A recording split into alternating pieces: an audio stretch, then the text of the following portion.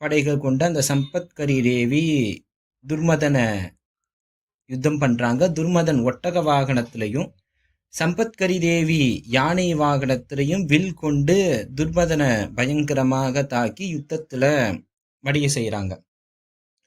இத தெரிஞ்ச பண்டாசுன் ரொம்பவும் உக்ரம் கொண்டு துர்மதனுடைய தம்பியாக இருக்கக்கூடிய ரூடாங்கிற ஒரு தளபதியை அமைத்து 10 அக்ரோனி சேனைகளுடன் அன்றைய நாளே மதியமே இன்னொரு டீமா அனுப்புறார்.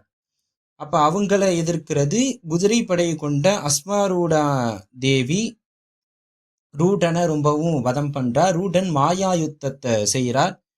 அஸ்வாரூடா தேவி மாயைய கலைஞ்சி தன்னுடைய ஈட்டியினால ரூடனையும் கொன்று வதம் செய்யறாங்க.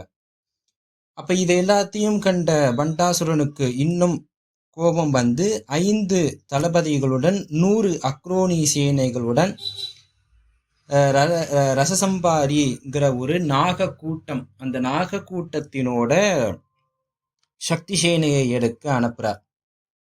அப்ப அஸ்வாரூடா தேவியும் சம்பத்கரி தேவியும் இந்த நாகங்களை கண்டு யோசிச்ச உடனே நகுலா தேவி, அம்பாளுடைய கண்ணங்கள்ல இருந்து வந்த நகுலா தேவி கருட வாகனம் கொண்டு தன்னுடைய வாயில இருந்து கீரிப்பிள்ளைகள், எந்த அளவுக்கு நாகங்கள் வருதோ அந்த அளவுக்கு கீரிப்பிள்ளைகளை அழித்து இந்த 5 தளபதியும் தன்னுடைய வில்லினுடைய அம்பை கொண்டு கொய்திடுறாங்க. இதையும் கேட்ட பண்டாசுரன் ரொம்ப கோவப்பட்டு வர்க்கலாலாங்கிற ஒரு அசுரன் தலைமையிலான 7 தளபதிகளுடன் 300 அக்ரோனி சேனைகளை அனுப்புறார். இந்த வர்க்கலாலா யாருன்னா கிஹிச்சாங்கிற அசுரனுடைய பிள்ளை. அவர் என்ன வரம் வாங்கியிருந்தான்னா தன்னுடைய பிறக்கும் பிள்ளைகளுக்கு சூரியனுடைய ஒளி இருக்கும் அளவுக்கு கண்கள் இருக்கணும்னு சொல்லிட்டு அனுப்புறாங்க. அப்ப இந்த சூரிய ஒளி கொண்ட கண்களுடைய அசுரர்கள் போக சக்தி தேவிகளால யுத்தம் செய்ய முடியல.